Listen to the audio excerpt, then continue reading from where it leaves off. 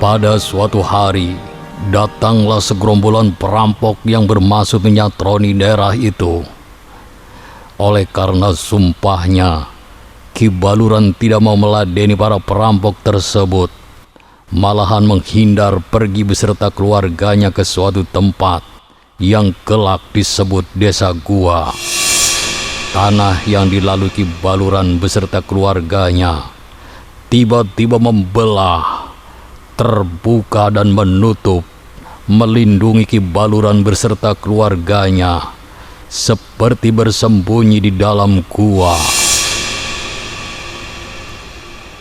Tacing TV dengan bangga mempersembahkan sejarah Desa Gua Cirebon dengan judul Asal-usul Desa Gua Cirebon.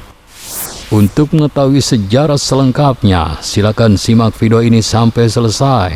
Bantu kami dengan cara klik tombol subscribe dan tombol lonceng, agar Anda menjadi orang pertama yang mendapatkan notifikasi video terbaru dari kami secara gratis. Selamat mengikuti.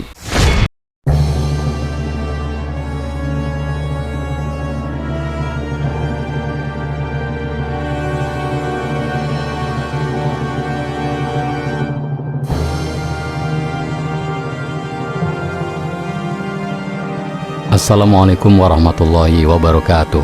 Batur sedulur sekampung, Ki Baluran yang juga disebut Ki Arga Suta atau Syekh Madunjaya adalah salah seorang putra Pangeran Gesang, Demang dari Kesultanan Cirebon. Dalam pembagian tanah cakrahan milik orang tuanya yang terletak di sebelah utara perbatasan wilayah Cirebon dan Indramayu, terjadi pertentangan pendapat dengan ketiga saudaranya, terutama dengan adiknya Nyi Mertasari. Kedua saudara laki-laki termasuk dirinya berpendapat bahwa anak perempuan cukup mendapat bagian tanah sebesar payung. Pendirian tersebut ditentang Nyi Mertasari karena menurutnya pembagian tanah harus sama luas.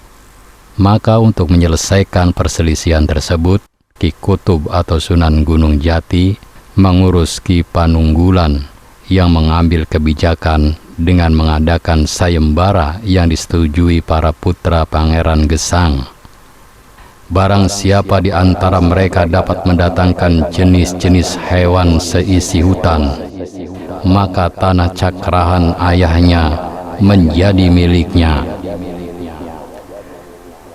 Secara berturut-turut keempat putra Pangeran Gesang itu mengeluarkan kesaktiannya, mulai dari Ki Jagabaya, Ki Sumerang, Ki Baluran, dan terakhir Nyi Mertasari. Sebelum dimulai adu kesaktian, Ki Baluran bersumpah tidak akan berperang dan mengadu kesaktian dengan siapapun, manakala tidak bisa menandingi kesaktian Nyi Mertasari. Ki Baluran mengeluarkan kesaktian dengan menancapkan tongkat di atas tanah, dan tongkat itu menjelma menjadi ular yang bentuknya seperti kendang, hingga dinamakan ular kendang. Nyi Mertasari menunjukkan tangannya ke kiri dan ke kanan, dan menyebutkan jenis-jenis hewan seisi hutan, maka berdatanganlah hewan-hewan yang disebut itu. Sayembara akhirnya dimenangkan Nyi Mertasari. Maka sesuai dengan bunyi sayembara seluruh tanah cakrahan menjadi milik Nyi Mertasari. Namun berkat musyawarah yang ditengahi Ki Warsiki dan atas restu Ki Kutub, tanah cakrahan tersebut dibagi-bagi kepada putra-putri Ki Gesang, di mana yang menentukan letak dan luas pembagian tanah adalah Nyi Mertasari. Ki Baluran mendapat bagian tanah di sebelah barat. Mulailah Ki Baluran membabat hutan dengan cara membakarnya, maka dengan sekejap hutan menjadi lautan api. Bahkan percikan apinya sampai ke tepi pantai wilayah Indramayu, tepatnya di daerah Eretan, sehingga hutan di daerah itu sebagian ikut terbakar. Lokasi tanah bekas pembakaran tersebut diakui masyarakat termasuk tanah cakrahan Ki Baluran. Ki Baluran membangun pedukuhan dan hidup rukun damai beserta masyarakatnya.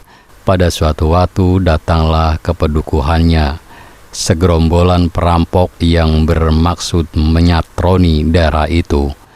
Oleh karena sumpahnya, Ki Baluran tidak mau melayani para perampok, malahan menghindar pergi beserta keluarganya di suatu tempat yang kelak disebut Desa Gua.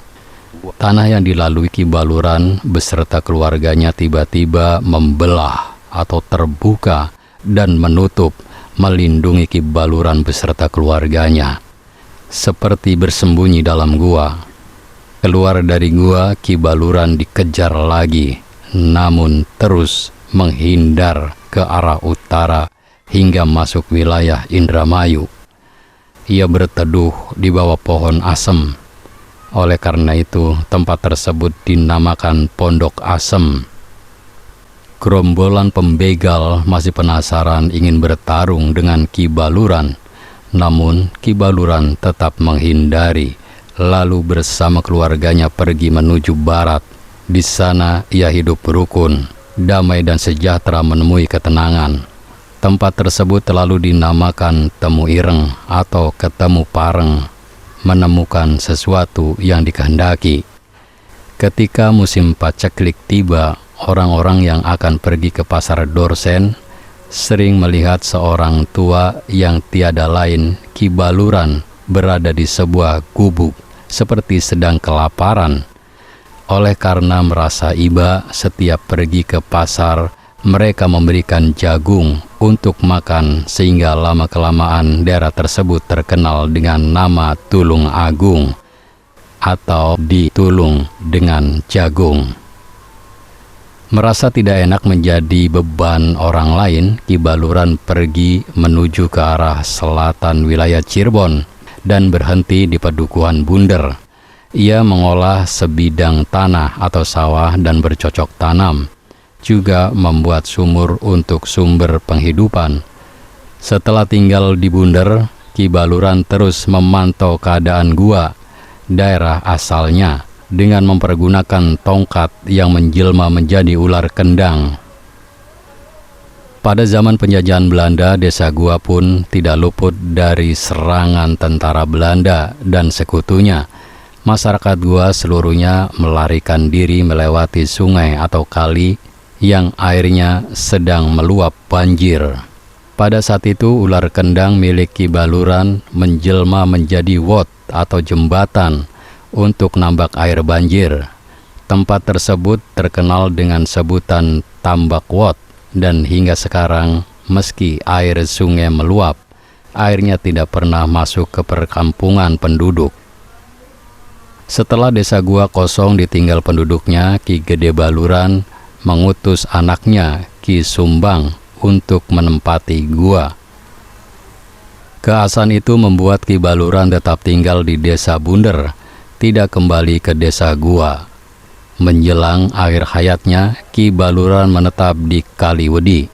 Dengan demikian, hingga sekarang sebagian keturunannya berada di Kaliwedi, sedangkan penduduk Desa Gua adalah keturunan Ki Sumbang. Batur sedulur sekampung, demikian sejarah Desa Gua. Saya yakin Anda memiliki pendapat yang berbeda. Oleh karena itu, jika ada perbedaan atau ingin meluruskan sejarah ini, silakan tulis di kolom komentar dengan bijak.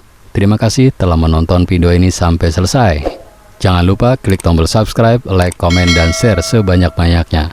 Ingat, tetap maduluran aja pada tukaran. Wassalamualaikum warahmatullahi wabarakatuh.